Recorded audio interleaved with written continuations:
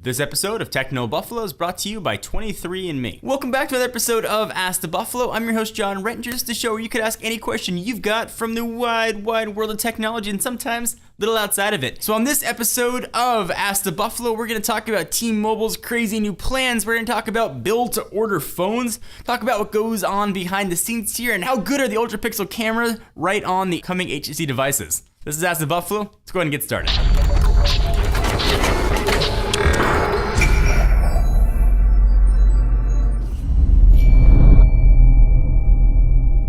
Rishabh Sharma, who asks, do you think the 4 Ultrapixels will beat 13 megapixels? So by 13 megapixels, I think you're asking about the Galaxy S4. That one really is yet to be seen. I will say though, when we were in New York for the Galaxy S4 event, we did shoot some sample pictures with the S4, and then we shot some same sample pictures with the HTC One, and the HTC One did a pretty good job. You can see what they look like right here, but certainly when we get the phones in a real world environment to test them in low light and regular light. So it's gonna be very interesting to put those two suckers head to head. The next question comes from Craston D, who asks, what do you think about a built-to-order smartphone? Do you believe there's any chance for it to become a reality in the near future? So I think what you're referring to is Google's alleged X project, where phones are going to be built to order just like a lot of laptops are, a model that Dell really helped pioneer. This is a really interesting idea. I'm not sure if it's going to come to fruition. It depends how customizable you can get. So it'll be as customizable as, do you want to choose a screen, a 720p screen, a 1080p screen, or low resolution? Can you choose the amount of RAM, maybe 512 up to 2 gig? Can you choose a hard drive? If they get really granular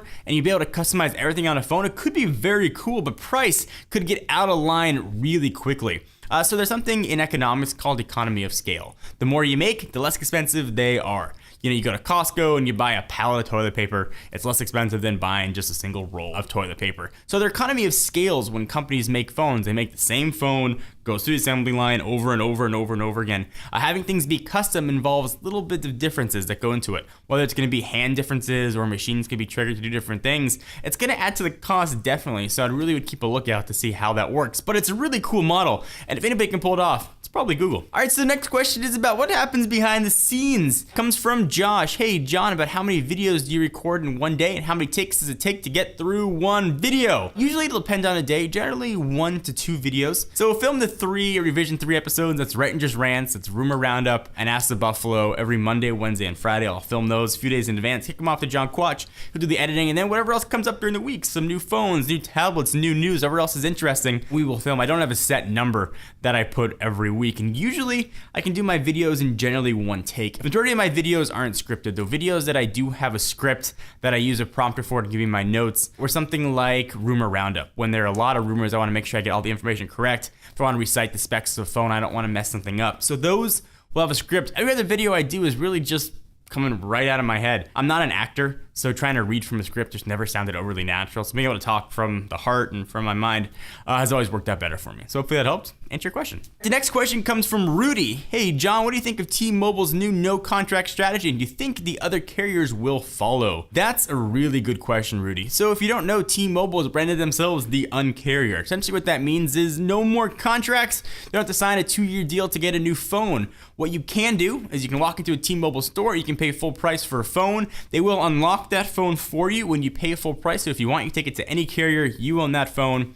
And you pay just a monthly data fee or voice fee or a combination of both. And that's the model. But what's really different about it is that you can pay for the phone over time too. Let's say you want to get a Galaxy S3 or 4, whatever it might be. So you can put a down payment on the phone. You could pay out the rest of that phone over about a 2-year period if you want. So that sounds very similar to a contract.